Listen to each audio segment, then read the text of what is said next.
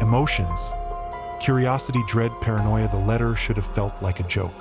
But when my fingers brushed that wax seal, cold, too cold for a summer night, my lungs tightened like I'd inhaled ground glass. The symbol pulsed under my touch, the inverted eye seeming to drip as I tilted it toward the light. The Black Vein Society welcomes you. A laugh burst from my throat. Sharp, nervous. College kids. Has to be. But then the scent hit me. Copper tang undercut with something cloying, like flowers left to rot in a sealed coffin. My fingers trembled as I rubbed them together. The ink left a greasy stain that wouldn't wipe away, and then the words changed. We've been watching. My reflection in the window blinked. I spun around. Empty apartment, yet the air hummed, thick with the static charge of a storm about to break. That's when I noticed my bookshelf was wrong. The copy of Paradise Lost I kept spine out now faced inward. Someone had been here. Chapter 2. The Chapel Emotions. Denial, terror, hypnotic fascination. The hike up Hollow Hill was a blur. Twigs snapped like finger bones under my boots. The chapel loomed ahead, its shattered stained glass teeth grinning in the moonlight. Just leave, hissed the rational part of my brain. But my feet kept moving, drawn by something deeper than curiosity. A pull, like a fishhook lodged behind my sternum. The gate shrieked.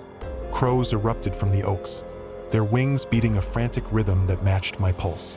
Inside, the violet candlelight writhed, casting shadows that licked up the walls like living things. The robed figure turned, and beneath that stitched-shut hood, nothing but an O face, just depths. You came. The voice wasn't sound. It was vibration, buzzing in my molars, slithering down my spine. Every instinct screamed run, but my limbs had turned to lead. Then the others emerged, their robes whispering like dying breaths. The knife glinted. The first cut is yours to make. My hand reached out. Not mine, not my choice, and closed around the hilt. Chapter 3. The Ritual Emotions. Revulsion, guilt, primal horror. The blade bit deep. Blood welled, black in the eerie light, dripping into the bowl with a sound like rain on a tin roof. The chanting began, guttural, wrong, syllables that slithered between languages. My vision swam. The walls breathed, pulsing in time with the crow's frantic wings. Then they brought the girl. Her nightgown was torn, eyes wide with animal terror. Please, she mouthed. But the cultist's stitched lips twitched in ecstasy as they forced her to her knees. The flesh is the door. The knife rose. I lunged. Too late. The blade sank, and her scream. Oh God, her scream. It wasn't human. It was the sound of metal twisting, of ice cracking over a frozen lake. The candles snuffed out. Silence. Then the walls answered. Chapter 4. What came through emotions. Existential terror, mind-shattering awe. The darkness concentrated. It wasn't shadow. It was absence. A hole in reality where something pressed through, its limbs unfolding like a spider testing new silk. Tall, too tall. Its face. No, not a face. Was smooth as a porcelain mask, yet it smiled at me, the air warping around invisible teeth. Who calls me? The words weren't heard. They infected, blooming behind my eyes like tumors. The cultists wept, their stitches splitting as they grinned, black ichor running down their chins. I ran.